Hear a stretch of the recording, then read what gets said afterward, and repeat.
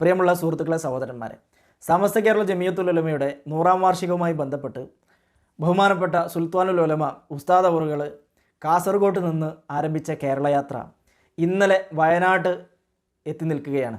അവിടുത്തെ ജനങ്ങളും പൊതുജനങ്ങളെല്ലാം ഉസ്താദിന് സ്വീകരണം കൊടുക്കുന്ന പരിപാടി കൽപ്പറ്റയിൽ നടന്നു.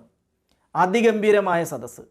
എന്നാൽ അവിടുന്നെല്ലാം ഉസ്താദുമാർ പറയുന്നതോ നന്മയുടെ വാചകങ്ങൾ മാത്രം. ജനങ്ങൾക്ക് നന്മ പറഞ്ഞു കൊടുക്കുക, നല്ലത് പറഞ്ഞു കൊടുക്കുക, മനുഷ്യർക്ക് ഉപകാരമുള്ളത് പറഞ്ഞു കൊടുക്കുക, ഇതാണ് അവർ ചെയ്തുകൊണ്ടിരിക്കുന്നത്. എന്നാൽ അത് കൽപ്പറ്റയിൽ നടക്കുമ്പം ആ മലക്ക് താഴെ, ആ ചുരത്തിന് താഴെയായിട്ട് ചില കുറുക്കന്മാർ ഓളിയിടുന്ന ലൈവും ഇന്നലെ ഉണ്ടായിരുന്നു.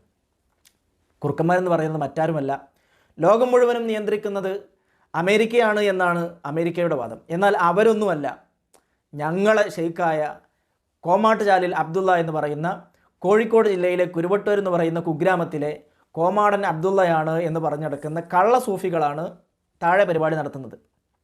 താഴെ ഇവർ പരിപാടി നടത്തുമ്പം ഇവർ സൂഫികളാണെന്നാണ് ഇവരുടെ അവകാശവാദം. ഇവർ ഈ പരിപാടി സംഘടിപ്പിക്കുന്നതോ അതാണ് ഏറ്റവും വലിയ കോമഡി. ആദർശ സമ്മേളനം എന്നാണ്. ഒരുപക്ഷെ ഇവരുടെ ആദർശം ഇതായിരിക്കാം. അപ്പോൾ ആദർശ സമ്മേളനത്തിൽ ഇവരുടെ ആദർശമാണ് നമ്മൾ കേൾക്കാൻ പോകുന്നത്. കേട്ടുവരാം. അല്ല പേരോടൻ മൗലവി ശൈത്താ മുസ്ലിയാരെ, ബുഹ്താൻ ത്വരീഖത്തിന്റെ പ്രസിഡന്റ്, ആ ഗതി തന്നത് ഏത്?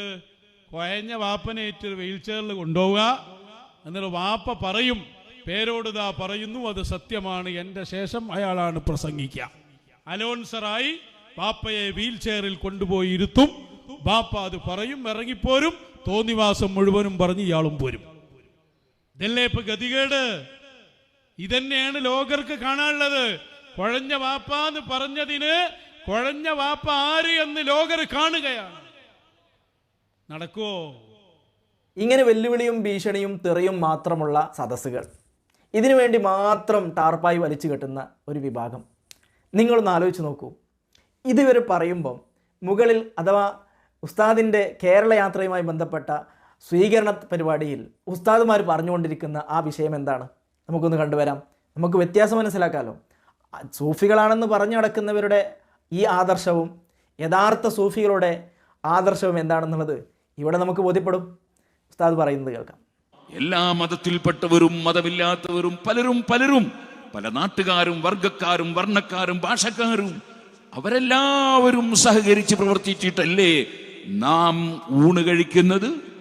അപ്പൊ ഈ മനുഷ്യരോട് മുഴുവനും ബാധ്യതയുള്ളവനല്ലേ മനുഷ്യൻ പരസ്പരം കുത്തിക്കീറേണ്ടവനാണോ, കത്തിക്കയറേണ്ടവനാണോ? അവൻ പരസ്പരം തെറി വിളിക്കേണ്ടവനാണോ?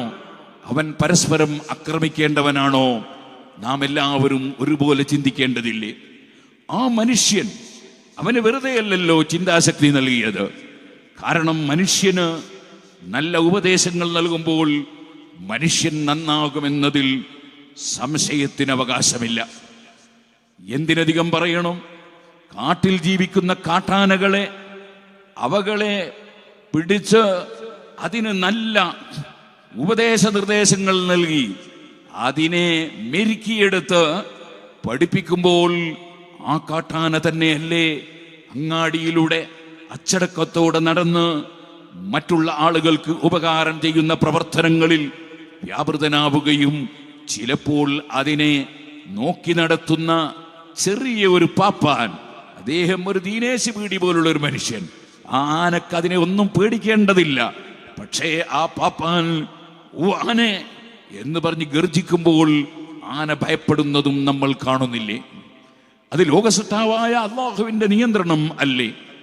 ഓ സുഹൃത്തുക്കളെ, ആ കാട്ടാനയെ മെരുക്കിയെടുക്കാൻ കഴിയുമെങ്കിൽ അക്രമപ്രവർത്തനങ്ങളിൽ മുതിരുന്നവർ, അതേപോലെ നല്ല ചിന്തയില്ലാത്തവർ, അവരെ അങ്ങനെ തന്നെ അങ്ങ് വിടുന്നതിന് പകരം അവർക്ക് നല്ല ഉപദേശങ്ങളും നിർദ്ദേശങ്ങളും ആശയങ്ങളും പറഞ്ഞ് എങ്ങനെയാണ് പ്രവർത്തിക്കേണ്ടതെന്ന് അതേ ആന പഠിപ്പിക്കുന്നത് പോലെ അതേ നല്ല സൗഹൃദത്തിന്റെ അന്തരീക്ഷമുണ്ടാക്കാൻ ആവശ്യമായ പ്രവർത്തനങ്ങൾ മാതൃകാപരമായി നമ്മൾ നടത്തുമ്പോൾ സ്വമേധയാ അതിന് വിപരീതമായി ചിന്തിക്കരുന്നവരുടെ മനസ്സും മാറി വരുമെന്നാണ് നമ്മൾ ആലോചിക്കുന്നത്.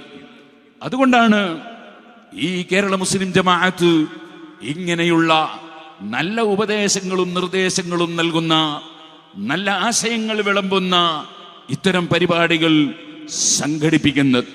പരിശുദ്ധ ഖുർആൻ പറഞ്ഞില്ലേ, ജഅൽനാകും ഉമ്മത്തൻ വസതൻ ലിതകൂനൂ ശുഹദാഅ അലന്നാസ്. മനുഷ്യർക്ക് ഉത്തമ സാക്ഷികളായി, അതേ മനുഷ്യർക്ക് മാതൃകയായി ജീവിക്കണം നിങ്ങൾ.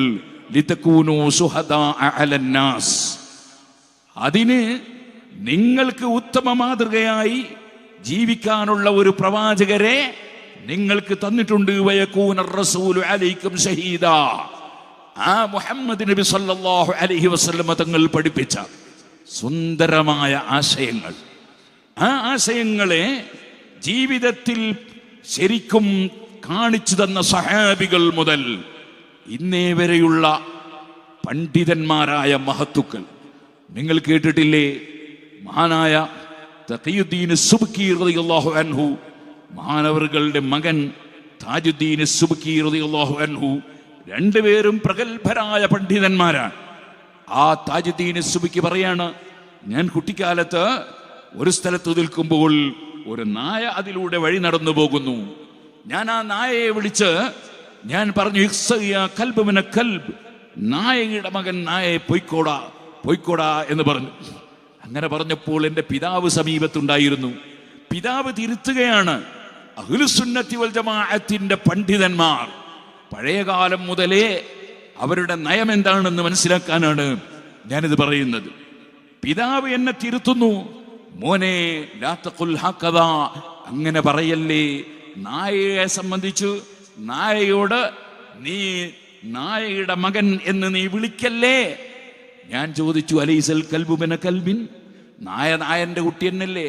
ഞാൻ പോത്തിനങ്ങനെ വിളിച്ചിട്ടില്ലല്ലോ, ഞാൻ വേറൊരു ജീവിയെ വിളിച്ചിട്ടില്ലല്ലോ, അത് ശരിയല്ലേ? അപ്പോഴാണ് ബാപ്പയുടെ ഉപദേശം, വസർത്തുൽ ജവാസി അല്ലാ യുഹഖറ, അല്ലെങ്കിൽ അദമു തഹ്തീരിഹി, അത് ഇസ്ലാമികമായി അനുവദനീയമാകണമെങ്കിൽ അതിനെ നിന്ദിക്കുക എന്ന ലക്ഷ്യം ഇല്ലാതിരിക്കണം. നീ ആ നായയെ പറഞ്ഞാൽ മനസ്സിലാക്കാൻ വേണ്ടി സൺ ഓഫ് കൂട്ടി പറഞ്ഞതാ അല്ലല്ലോ, നീ അതാ നായയെ ഒന്ന് ഇൻസൾട്ടാക്കാൻ വേണ്ടി പറഞ്ഞതല്ലേ. അങ്ങനെ ഒരു നായയെയും ഇൻസൾട്ടാക്കാൻ പറ്റില്ല. കാരണം നായയും അള്ളാഹുവിന്റെ സൃഷ്ടിയാണ്. നിങ്ങൾ കേട്ടിട്ടില്ലേ, പരിശുദ്ധ ഖുർആൻ നമ്മൾ എല്ലാ ആഴ്ചയും ഓതാറില്ലേ, വകൽബുഹും ബാസിതുൻ ദിറാഇഹി ബിൽ വസീദ് ലവ ഇത്തലഅത അലൈഹിം ലവല്ലൈത മിൻഹും ഫിറാറൻ വലമുലിത മിൻഹും റഅബാ. ഒരു നായയെ പുകഴ്ത്തി പറയുന്നു ഖുർആൻ. അതേ, അതിനെ സംബന്ധിച്ച് പറഞ്ഞത് തന്നെ വസാമിനുഹും സബഅത്തുൻ വസാമിനുഹും കൽബുഹും, അവർ 7 ഔലിയാക്കൾ.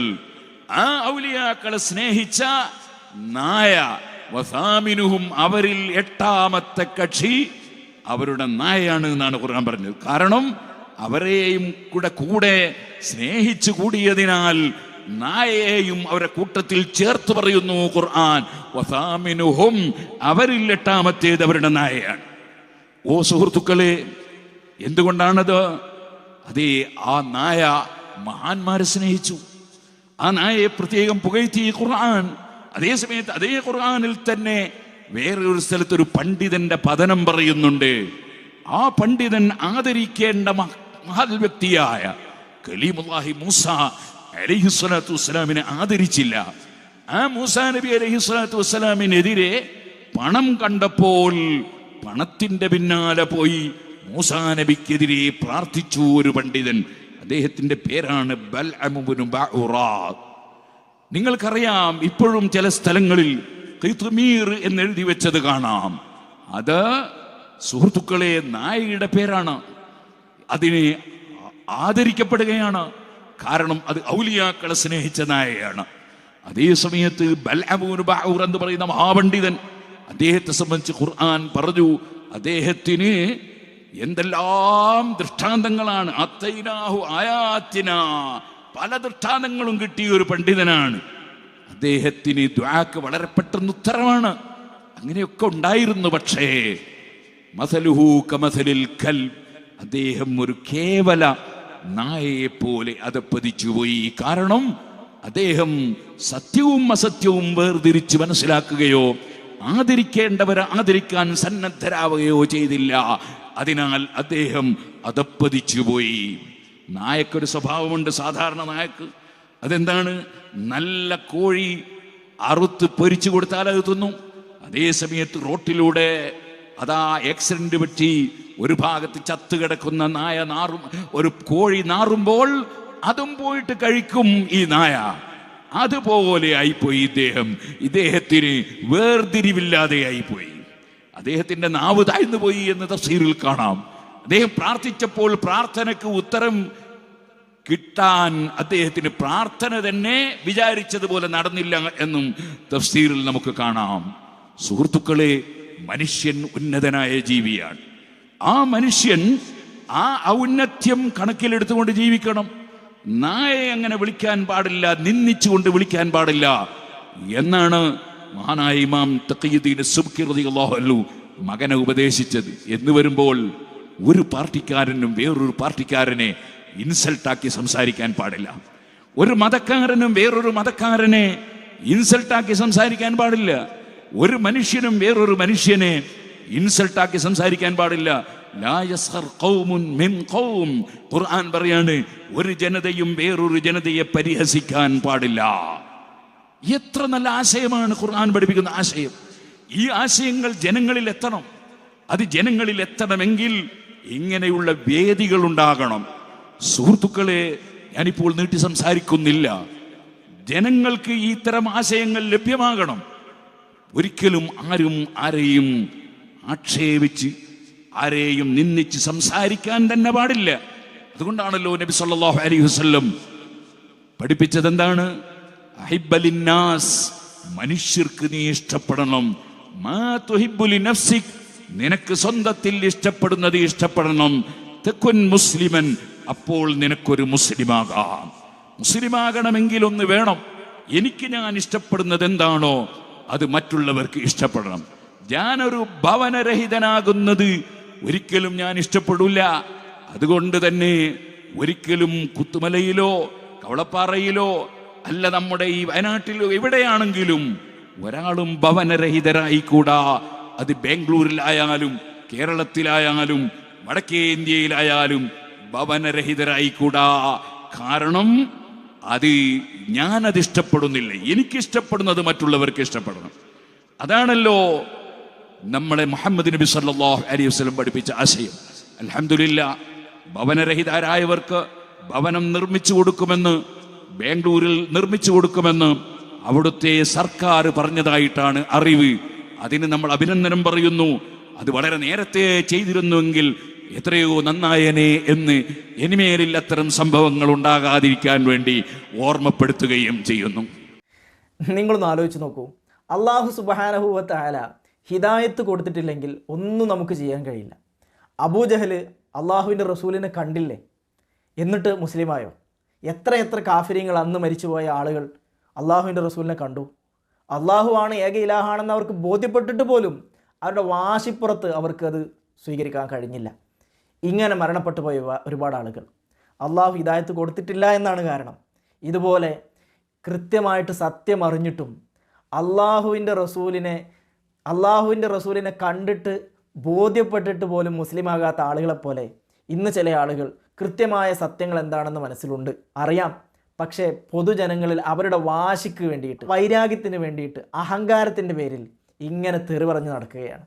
മനുഷ്യർക്കൊപ്പം എന്ന് പറയുന്ന ഈ മുദ്രാവാക്യത്തിൽ അവരും ഉൾപ്പെടട്ടെ, നന്മ അവരിലേക്കും എത്തട്ടെ, ഹിദായത്ത് ലഭിക്കട്ടെ എന്ന് മാത്രം പ്രാർത്ഥിക്കുന്നു. അള്ളാഹു സുബ്ഹാനഹു വ തആല അവരെ ഹിദായത്ത് കൊടുക്കാൻ ഉദ്ദേശിച്ചിട്ടില്ലെങ്കിൽ നമ്മെ അള്ളാഹു അവരുടെ ഷെറിൽ നിന്നും കാത്തു രക്ഷിക്കുമാറാകട്ടെ, ഈമാൻ സലാമത്താക്കി തരുമാറാകട്ടെ.